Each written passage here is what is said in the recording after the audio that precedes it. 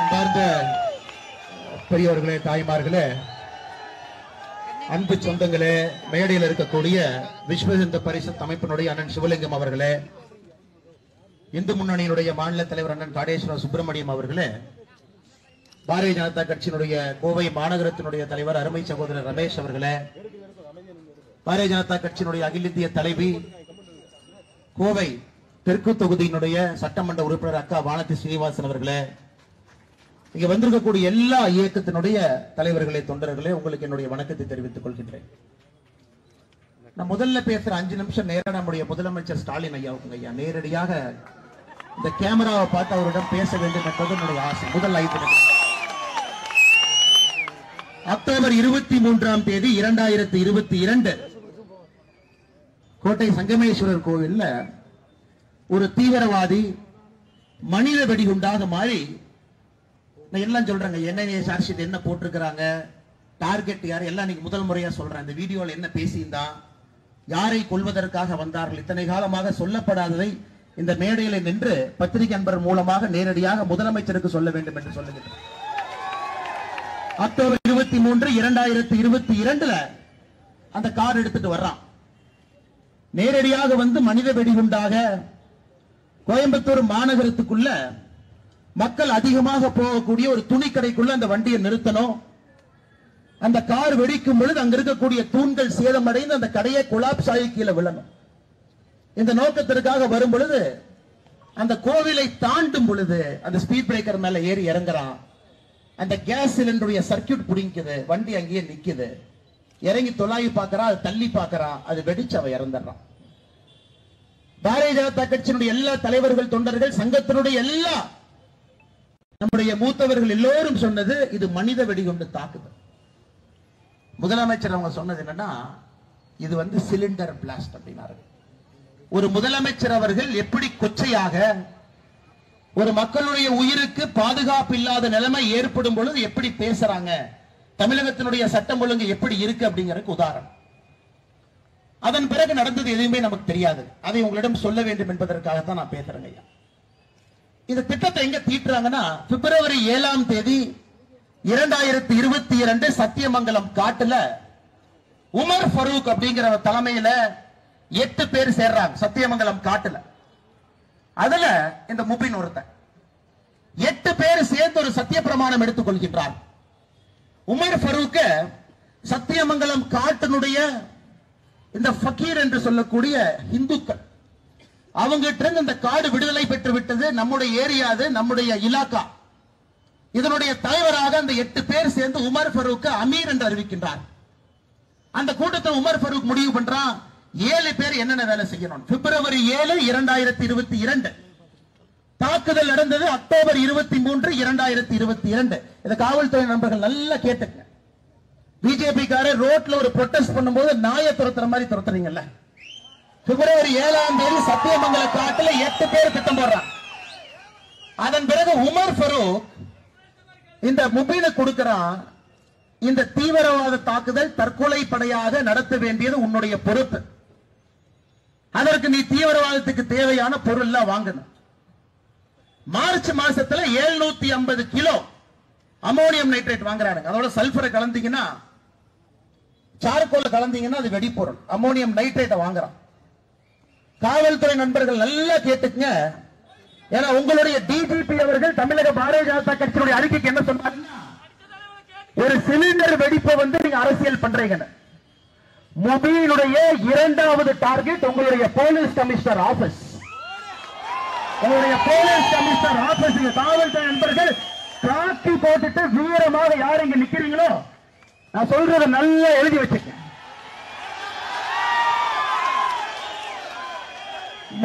முதல் அட்டாக் துணிக்கடை. 7 அட்டாக் எழுதி வைக்கிறான் பேப்பர்ல. 7 அட்டாக் பண்ணணும். 7 பேர் 7 அட்டாக் பண்ணணும். முபீன் முதல் நாள். 2வதாக வர்றது அன்னையிலிருந்து 6 நாள் கழிச்சு அக்டோபர் 23 6 நாள் கூட்டிக்கங்க. உங்களுடைய காவல்துறை கமிஷனர் அலுவலகத்திற்கு அதே வண்டியை கொண்டு வந்து வெடிக்க வைக்கணும். காவல்துறை நீங்க என்ன சொன்னீங்க, இது வந்து சிலிண்டர் வெடிச்சிருச்சு. முதலமைச்சர் சொல்றது அப்படியே கிளிப்புள்ளை மாதிரி. நீங்க செத்து போயிருப்பீங்க சார், நாங்க செத்து இருக்க மாட்டோம். நாங்க 2வது காவல்துறை உடையை போட்டுக்கொண்டு யார் கோயம்புத்தூர் மாநகரத்தில் காவல்துறை நின்று கொண்டிருக்கின்றீர்களோ நீங்க அக்டோபர் 29ஆம் தேதி நீங்க பஸ்மம் ஆயிருப்பீங்க. 23ஆம் தேதி நடந்தவுடன் பாரதிய ஜனதா கட்சி முதல் முறையா சொல்ல வேண்டிய கட்டாயங்க, இதை சொல்லித்தான் ஆகணும். முபீன் 7 நிமிஷம் வீடியோ ரெக்கார்ட் பண்றான். ISIS கேலிஃபேட் சிரியால இருக்கிறான். வீடியோ ரெக்கார்ட் பண்ணி 7 நிமிஷம் வீடியோ விரைவில் வெளியே வரும், நீங்க பாப்பீங்க. அது வெளியிட்டா ரொம்ப தப்பா போய் அந்த வீடியோல சொல்றான் எப்படி கழுத்தை அறுக்க வேண்டும், இஸ்லாம் மதத்தை நம்பாதவர்களை கழுத்தை எப்படி அறுப்பது, எப்படி கொலை பண்ணணும், ஃபக்கீர் எப்படி கொலை பண்ணணும். 7 நிமிஷம் வீடியோ ரெக்கார்ட் பண்ணி அது பேரு பையத் அப்படிம்பாங்க. பையத் தீவிரவாதத்துல ISIS அது பேரு பையத். ஒருக்கா நீங்க பையத் கொடுத்துட்டீங்கன்னா நீங்கள் உங்களை அர்ப்பணிக்கின்றீர்கள் என்று அர்த்தம். பையத் பண்றான். எப்ப பண்றாங்க? அக்டோபர் 19ஆம் தேதி, 4 நாளைக்கு முன்னாடி ஒருத்த பையத் கொடுக்கிறான். 7 நாள் 7 நிமிஷம் வீடியோ போடுறான். வீட்டுல பேப்பர்ல டார்கெட் 7 டார்கெட்டை எழுதுறான். முதல் டார்கெட் ஆபரேஷனை காலையில 10:30 மணிக்கு பண்றதுக்காக 3 மணிக்கு வண்டி எடுத்துட்டு வர்றான். அக்டோபர் 29ஆம் தேதி உங்களுடைய போலீஸ் கமிஷனர் அலுவலகத்தை தகர்ப்பதற்கு 2வது உமர் ஃபரூக் குன்னூர்ல ஒளிஞ்சிருக்கான். ஆனா இங்க காவல்துறை நல்லா வேலை பார்க்கறீங்க சார், நல்லா வேலை பார்க்கறீங்க, நல்லா பார்க்கறீங்க. வயிறறிந்த முன்னாள் காவல்துறை அதே காக்கியை போட்ட கம்பீரத்தோடு நான் பேசுகின்றேன். இத்தனை நாட்களாக மரியாதையோடு எப்பவுமே காவல்துறை என்றால் மரியாதை. நீங்க எப்படி லைட்டா அப்படி டீல் பண்ணீங்க? அது ஒண்ணு இல்ல, அப்படி ஒரு குண்டு வீட்டுக்குள்ள பார்லஸ் குண்டு உருண்டுகிட்டு இருந்துச்சு. அந்த பிஜேபி காரனுக்கு வானத்திய கணக்கில் எங்க வேலை இல்ல, சும்மா அந்த மைக்க பார்த்தா ஏதாச்சும் பேசுவாங்க. இது தீவிரவாத தாக்குதலே இல்லை. இன்னைக்கு வரைக்கும் இந்த கேஸ்ல தேசிய புலனாய்வு ஆணையம் 18 பேர்த்த கைது பண்ணிருக்காங்க. 18 பேர், ஒருத்தர் 2 பேர் இல்லைங்க, 4 சார்ஜ் ஷீட் போட்டிருக்காங்க. இன்னைக்கு பாருங்க, தெய்வத்தினுடைய அழைப்பு போல இந்த நிகழ்வுக்கு வருவதற்கு முன்புதான் நான் வானதி அக்கா உள்ளிட்ட எல்லா தலைவர்களும் அமித்ஷா கிட்ட சொன்னோம் கோயம்புத்தூருக்கு என்ஐஏ வேண்டும் என்று. இப்பதான் அமித்ஷாஜி பதில் கடிதம் இன்னைக்கு வந்து கைக்கு, அதை பரிசீலனை செய்கின்றேன். கோயம்புத்தூருக்கு என்ஐஏ கொண்டு வருவதற்கு மத்திய அரசு பரிசீலனை செய்யும் என்று பதில் கடிதம் போட்டிருக்காங்க. என்ஐஏ வரட்டுங்க பார்க்கலாம்.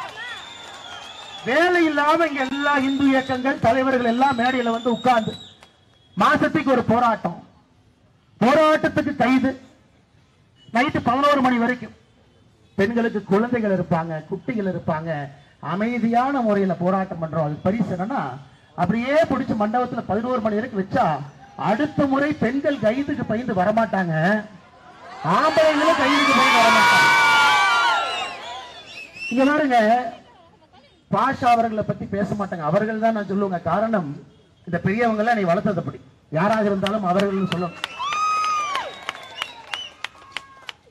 இறந்து போனோடனே வரிசையா வர்றாங்க, ஒருத்தர கிளம்பி வர்றாங்க. அண்ணன் சீமான் அவர்கள் சொல்றாங்க, தகப்பா அப்படின்னு. தகப்பா அண்ணன் சீமான் அவர்களே பிப்ரவரி 14, 1998 உங்களுக்கு தெரியாது, பாஷா மைசூர்ல போய் வெடிமருந்தை வாங்கிட்டு வர்றாரு. மைசூர்ல, கோயம்புத்தூர்ல வெடிச்சது, மைசூர்ல இருந்து வந்தது. 50 பேர் சாவறாங்க, 250க்கு மேற்பட்டவர்களுக்கு படுகாயம். 50 பேர்ல அப்பா இல்லாத பிறந்தாங்களா? 50 பேருக்கு அப்பா இல்ல இல்லைங்களா? 50 பேருக்கு அப்பா இல்ல, இவருக்கு மட்டும்தான் அப்பா. அந்த 250 பேர் யாரு படுகாயம் அடைந்து கண் இல்ல, காது இல்ல, கால் இல்ல, வாய் இல்ல, பேச முடியாது. இன்னும் ஸ்பைனல்ல அந்த பார்லஸ் அந்த இது இருக்கு, ஷார்ப்னல் சொல்லுவாங்க. அவங்களுக்கெல்லாம் ஆணி, அவங்களுக்கெல்லாம் ஸ்பைனல் கார்டு இல்ல தண்டுவடத்துல. பாஷா அவங்க உங்களுக்கு அப்பா. ஓட்டு பிச்சை எடுப்பது எப்படி என்று உங்களிடம் கற்றுக்கொள்ள வேண்டும். ஓட்டு பிச்சை. இன்னொருத்தர் வந்தார், யாரு? தனியரசு. அண்ணே, நீங்க கோயம்புத்தூர் வந்ததுக்கு நாங்க என்ன பண்ணிருக்கோம்னா, உங்க கட்சி பேர் சொல்ற நல்லா கேட்டுங்க, கொங்கு வெள்ளாளர் கவுண்டர் பேரவை, இதான் உங்க கட்சி. உங்க மாநில தலைவரை தூக்கிட்டு வந்து இங்க நிறுத்தி இருக்கோம், SP ராஜேந்திரன்.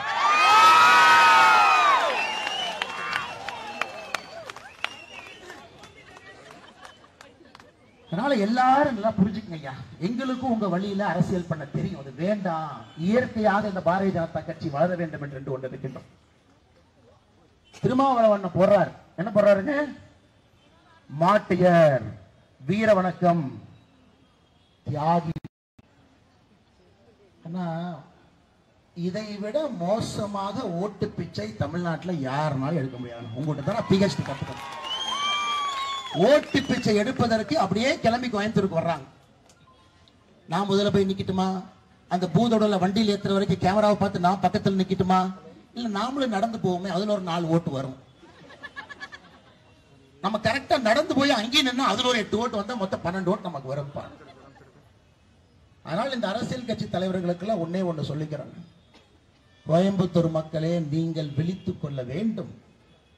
தொண்டை தன்னை கிளிய கத்திக்கிட்டே இருக்கிறோம். அபாயம் வந்துருச்சு. இங்க பிரச்சனை சரி பண்ணணுங்க. கோயம்புத்தூர் வளர்ச்சி இந்த ஓட்டு பிச்சையால் நடக்காம இருக்கு. எங்கேயோ போக வேண்டிய கோயம்புத்தூர் அடைஞ்சு நிக்குதுங்க. ரோட்ல குண்டும் குழி, சுத்தமான காத்து கிடையாதுங்க, குடிக்கிறதுக்கு தண்ணி இல்லைங்க. ஆனா என்ன, ஓட்டு பிச்சை எடுக்கிறனால தைரியமா இருக்கிறாங்க. எப்படியா ஜெயிச்சிடலாம், நமக்கு தான் ஓட்டு பிச்சை போடுவாங்கல்ல அப்படி. அதனால் இந்த நிகழ்வுல உங்களிடம் நான் வைக்கக்கூடிய வேண்டுகோள், நீங்க விழிக்கணுங்க. நீங்க விழிக்கணும். இந்த அருமையான ஊர் மோடி அவர்களுடைய நேரடி கட்டுப்பாட்டில் இருக்க வேண்டும். அடுத்த கட்டத்திற்கு எடுத்துட்டு போகணும். அதையெல்லாம் நீங்க சிந்திச்சு பார்க்கணும். அதெல்லாம் சிந்திச்சு பார்க்கணும். என்னையுடைய சார்ஜ் ஷீட் நான் சொல்றது உண்மையான, இதுல பாதி விஷயம் நான் சொன்னது நீங்க படிச்சு பார்க்கலாம். இன்டர்நெட் போங்க, 4 சார்ஜ் ஷீட் போட்டிருக்கா, என்ன எழுதியிருக்கான்னு படிங்க. இதை விட மோசம் பாருங்க.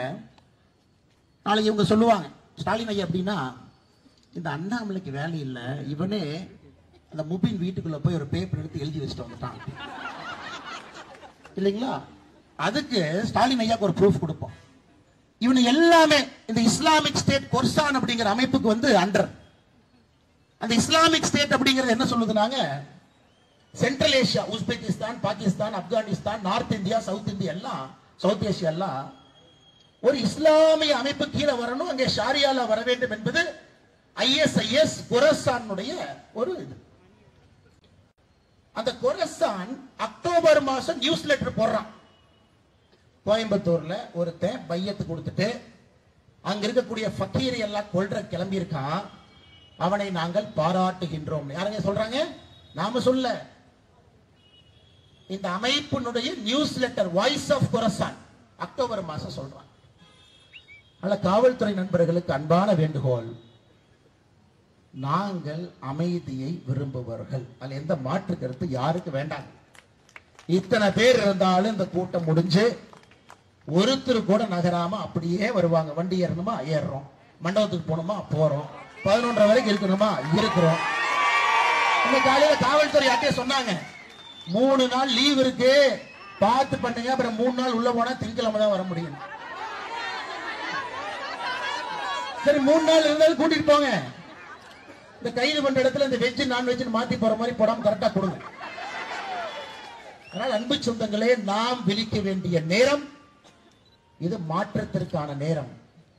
இதே பாஷா 2003 என்ன சொன்னாருங்க, கோயம்புத்தூர் கோர்ட்ல அப்படி இங்கேயும் கூட்டிட்டு போறாங்க. அங்க பத்திரிகை நண்பரை பார்த்து கத்துறார், நரேந்திர மோடி மட்டும் கோயம்புத்தூருக்குள்ள வண்ணா கொன்றுவேன். அதெல்லாம் மறந்துட்டீங்களான்னு தெரியல. 2003 கோர்ட்டுக்குள்ள எடுத்துட்டு போறாங்க. அப்படியே பத்திரிகை பார்த்து கத்துறார், மோடி மட்டும் கோயம்புத்தூருக்கு வந்தா கொன்றுவேன். 2003 மோடி அப்ப குஜராத்தினுடைய முதலமைச்சர். மோடி அவர்கள் கோயம்புத்தூருக்கு வந்தாரு, காஞ்சிபுரத்துக்கு வந்தாரு, குஜராத்துக்கு போனாரு, பிரதமர் ஆயிட்டாரு, கோயம்புத்தூருக்கு வந்தாரு, ரோட் ஷோ நடத்திட்டார்.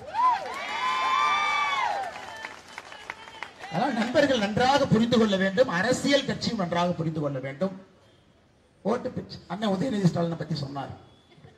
அவர் இந்த கிறிஸ்துமஸ் வந்துருச்சுன்னா எங்கிருந்து ஒரு பூதம் கிளம்பும், கிளம்பிடுற உள்ள இருந்து கிளம்பும்.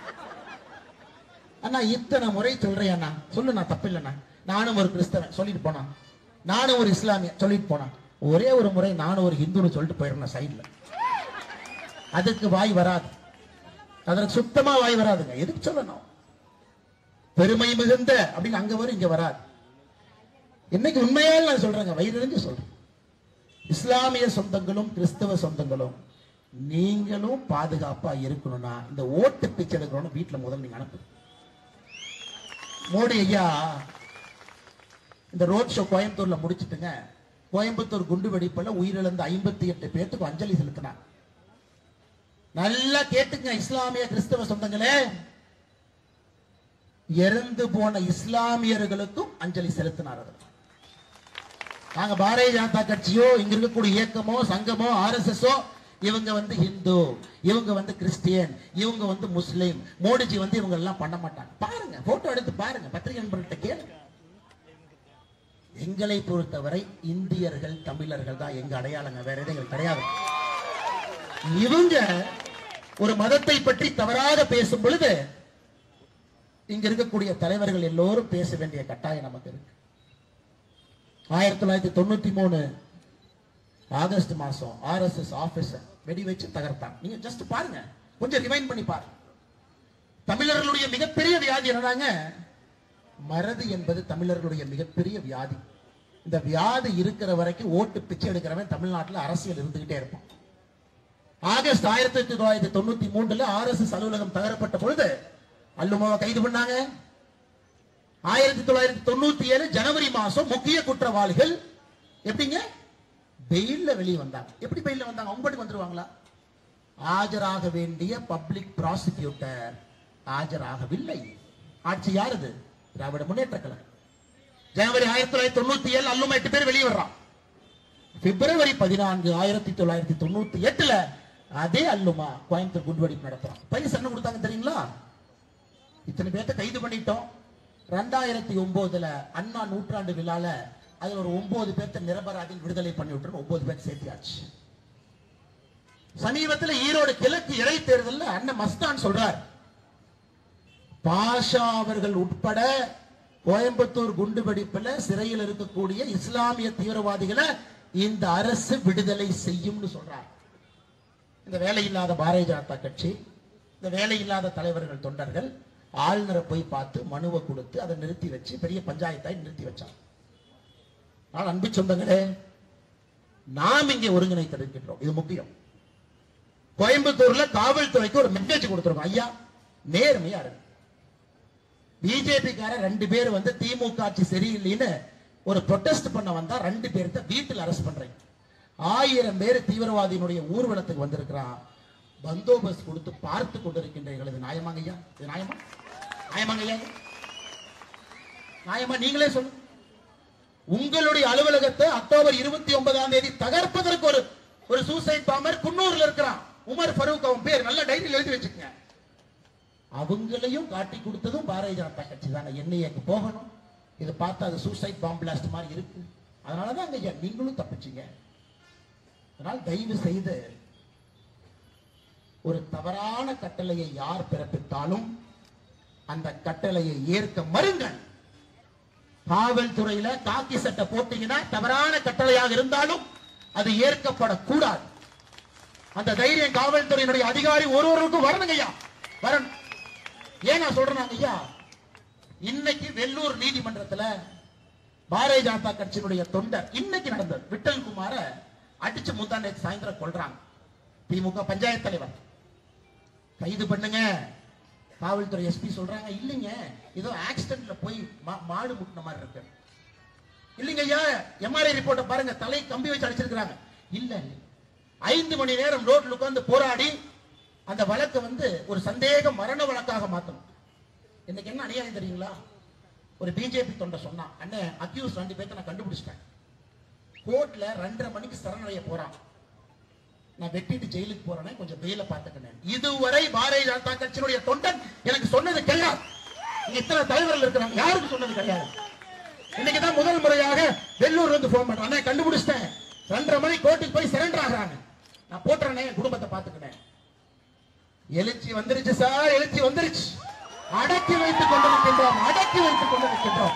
பண்ணாதீங்கன்னு சொல்லி தடுத்து என்னுடைய முகநூல்ல போட்டோ போடுறேன், காவல்துறைக்கு போடுறேன். இவன் தான் அக்யூஸ்ட் 1, இவன் தான் வேலைங்களா, இவன் தான் அக்யூஸ்ட் 2. கோர்ட்ல சரண்டர் ஆக போறான். வெள்ளூர்ல தான் போய் பிடிச்சிட்டு வாயான். 1 மணி நேரம் கழிச்சு பிடிச்சிட்டு வரான்.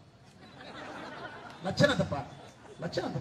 வயிறு எரியுமா, வயிறு எரியாவா? இன்னைக்கு பிஜேபி தொண்டை ஆயுதத்தை தூக்கக்கூடாதுன்னு நினைக்கக்கூடிய பிஜேபி தொண்டை, நான் ஆயுதத்தை எடுக்கிறேன் சார், என் குடும்பத்தை பாத்துக்குங்க. அண்ணா என் குடும்பத்தை பாத்துக்க, நான் போட்டேன். அப்பதான் அடுத்த முறை ஒரு பிஜேபி தொண்டன் மீது கை வைக்கும் போது எவனாக இருந்தாலும் பயம் வரும். எத்தனை நாளைக்கு பொறுமையாக பொறுமையாக பொறுமையாக இந்த இயக்கம் பொறுமையிலிருந்து பிறந்திருக்கிறது.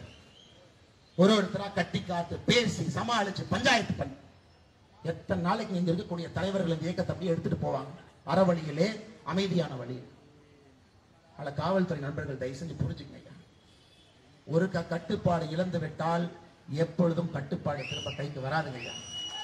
இந்த கட்டுப்பாடு வந்து சூடத்தை பத்த வைக்கிற மாதிரி பத்த வச்சிட்டீங்கன்னா கண்ட்ரோல் போயிடும். அதனால் இப்பவும் அமைதியா சொல்ற இடத்துக்கு வர்றோம்.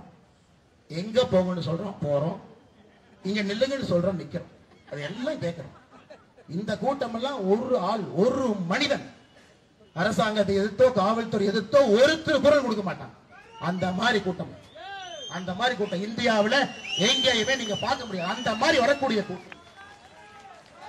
அதே மரியாதையை திரும்ப நீங்கள் கொடுக்க வேண்டும் என்பது என்னுடைய அன்பான வேண்டுகோள். அதே மரியாதை திரும்ப நீங்க கொடுக்க. நேரமாகிக் கொண்டிருக்கிறது, பெண்கள் இருக்கு. அதனால் இந்த முக்கியமான அற்புதம் என்று சொல்வதை விட முக்கியமான இந்த கூட்டம் கோயம்புத்தூர் மக்களுடைய மனசாட்சியாக இந்த கூட்டம் நடந்து கொண்டிருக்கிறது. இங்க வந்திருக்கக்கூடிய எல்லாருக்கும் தெரியும், கைது பண்ணுவாங்க.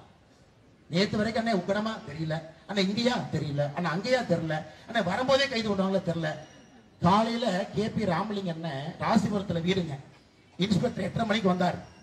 சார் உங்களை கைது பண்ண போறோம் வீட்டு சிறை. உடனே ராமலிங்கன் கேட்டார், எதுக்கு ராசிபுரத்துக்கு வந்திருக்கிறீங்க? ஆனா கோயம்புத்தூர்ல ஏதோ ஆர்ப்பாட்டத்துக்கு ஆளோட போறீங்கன்னு தகவல் சொல்லியிருக்காங்க. வயர்லெஸ்ல மெசேஜ் வந்திருக்குது, அப்படியே பிடிச்சி கோழி அமுத்துற மாதிரி அமுச்சு சொல்லியிருக்காங்க. இந்த வீராப்ப பிப்ரவரி 7ஆம் தேதி சத்தியமங்கலத்துல கூட்டம் போறத ஒட்டு கேட்டு கண்டுபிடிச்சிருந்தீங்கன்னா எதுக்குங்க இந்த கூட்டம் நடக்க போகுது, எதுக்கு பேச போறோம்? அதனால் காவல்துறை நண்பர்களை மற்றும் ஒரு முறை தலை வணங்கி உங்கள் கடமையை நீங்கள் சரியாக செய்ய வேண்டும் என்று வேண்டுகோள் விடுத்து இங்க வந்திருக்கக்கூடிய எல்லா சொந்தங்களுக்கும் என்னுடைய நன்றி கடனை மறுபடியும் செலுத்தி நம்முடைய ஒற்றுமை 2026 கோயம்புத்தூர்ல 6க்கு 6 நம்ம எடுக்கணும். பேசலாம் பிரயோஜனம் இல்லைங்க. 6க்கு 6 எடுக்கணும். வானத்தி அக்கா திரும்ப MLA ஆகணும். புதுசா 5 பேர் திரும்ப அனுப்பணும். வானத்தி அக்காவுக்கு துணையாக 6 பேர் சட்டமன்றத்தில் போய் கோயம்புத்தூரை பத்தி பேசணுங்க. அக்கா ஒருத்தர் மட்டும் எத்தனை நாளை கத்துவாங்க. அதனால் அவர்களோடு 5 பேர்த்த சேர்த்து 6 பேராக அனுப்பி வைக்க வேண்டியது நம்முடைய கடமை. திரும்ப இது போன்ற ஒரு கூட்டத்தை நடத்துவதற்கு நமக்கு வாய்ப்பு இருக்கக்கூடாது. காவல்துறையும் அதுபோல் நடந்து கொள்வார்கள் என்று சொல்லி வாய்ப்பு கொடுத்த எல்லோருக்கும் நன்றி தெரிவித்து உரையை முடித்துக் கொள்கின்றேன். நன்றி, வணக்கம். பாரத் மாதா கி